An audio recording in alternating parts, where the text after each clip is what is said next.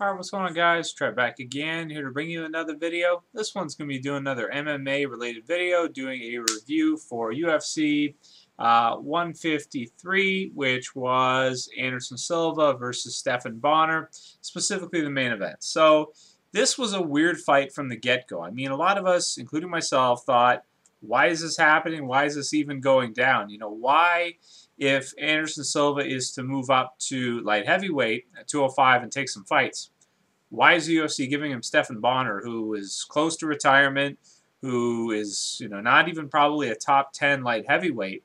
And it just doesn't seem like a fair matchup to me. It seems like a feeder fight.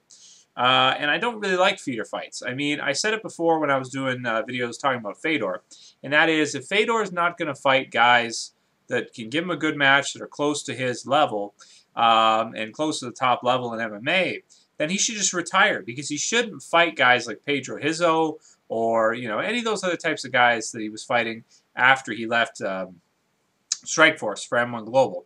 Jeff Munson was okay, but the others, Ishii and Hizo, I mean, come on. They both shouldn't have even been in there with Fedor. This is the type of matchup that the UFC's put on. It's the same type of thing. Really, Stephan Bonnar shouldn't be in there with Anderson Silva. I'm sorry to say, he shouldn't be. It's not the same as when, you know, Chael Sonnen challenges Jon Jones. A lot of people would think the same thing, but I disagree, because Chael Sonnen is #2 in the world at 185. So to have him go to light heavyweight and fight #1, that makes sense. You know, that makes sense to do that, because, you know, he's #2. He's in his weight class. If he switches weight classes, he could beat the guy who's #1 at the other weight class, because, well, I'm not saying he probably would beat Jon Jones. But what I am saying is that it makes sense that if he's #2, he would probably at least give him a good go, or, you know, could win the fight. There's a potential.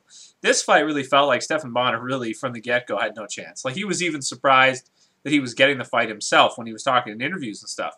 And, yeah, I mean, I was surprised too when I heard about it. I was like, really? They're going to put that on? Like, why would they do that? And a lot of people too, in comments and stuff, was talking with them, and they just all kind of, there was a consensus that almost 100% people were basically saying, like, why is this happening? Now, yes, Jose Aldo got injured, so he wasn't able to fight. So this was kind of a quick, you know, throw together type of fight. But I really think they could have gotten somebody better to face Anderson at 205. I mean, Anderson's been at 205 before, fighting a couple guys a few years ago. He fought James Irvin Sandman, who doesn't even fight anymore. And who else did he fight? Forrest Griffin. But Forrest was near the top at that point. So, and I mean, with how unstoppable Anderson's been, if you're going to have a fight with him, you really should have him fight one of the best guys in the world, even if it's at 205. Stephan Bonnar is not even in the top 10 right now, I don't think. I wouldn't mark him in the top 10.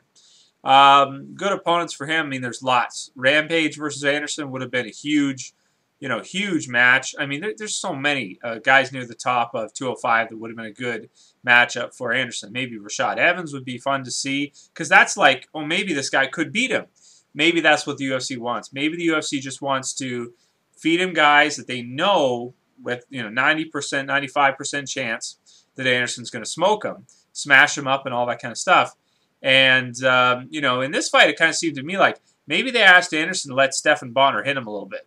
I mean, maybe they did, because it was really weird the way Anderson was acting. Like, he was up against the cage voluntarily. He just stood there and let Stephan Bonnar come at him. And, yeah, he was dodging a lot of his punches and stuff, but just toying with him like he was like in a sparring session or something. Like, seriously, like he was sparring with Stephan Bonnar. Like, that's how high of a level, you know, above him he is. He's just toying with him. And there was a couple good shots that Stephan was able to land, because Anderson's just standing still against the cage, back against the wall. It's like he gave him a handicap, or he felt like he, you know, he knew that Stephan just didn't have any chance against him, which was weird to see too, you know, because you don't usually see stuff like that. You know, Anderson's really the only fighter I can think of that really clowns guys sometimes. So most other fighters don't really do that. They don't clown guys like that. So that was kind of interesting and exciting to see. And Stephan did land a few shots because he was given that opportunity. Otherwise, he probably wouldn't land at any if Anderson was doing his thing. And then the knee comes. So Anderson, well, they grapple for a bit up against the cage.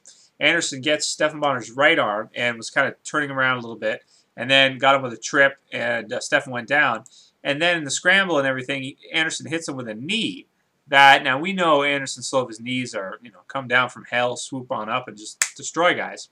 But, I mean, as soon as he hit him with that knee, the fight was over. Like one shot just like that. And I was just sitting there thinking to myself, wow, like, it even looks staged.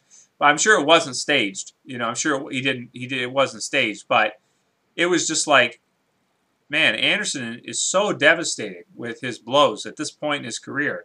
It's amazing. I mean, he did the same thing to Chael Sonnen. Kneed him, and that was it. The fight was just over. Guys that are so tough, like Stephan Bonnar against Jon Jones, took so much punishment. He was getting back spinning elbows. He was getting slammed all over there, all over the place. He got belly to back suplex, all these things, and he toughed through it. Anderson Silva hits him with one knee, and boom, the fight's over. And kind of the same thing with Chael Sonnen. Brian Stann hit Chael Sonnen with an overhand right that was huge, and wobbled Chael and everything. Chael came back. He was all right, doing his thing. Gets hit by Anderson Silva with a knee when he was down, which was legal. It was not illegal. It was a legal knee, I thought.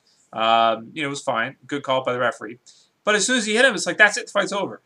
Man, there's nobody that's been as accurate as Anderson Silva. And another thing, too, I want to say is that now that Anderson Silva's won his last 2 fights, I actually think that he would beat Jon Jones, because seeing him face the same opponents, Vitor Belfort and Stephan Bonnar, seeing the two of them face the same opponents, Anderson striking, I think, is on another level than Jon Jones is striking.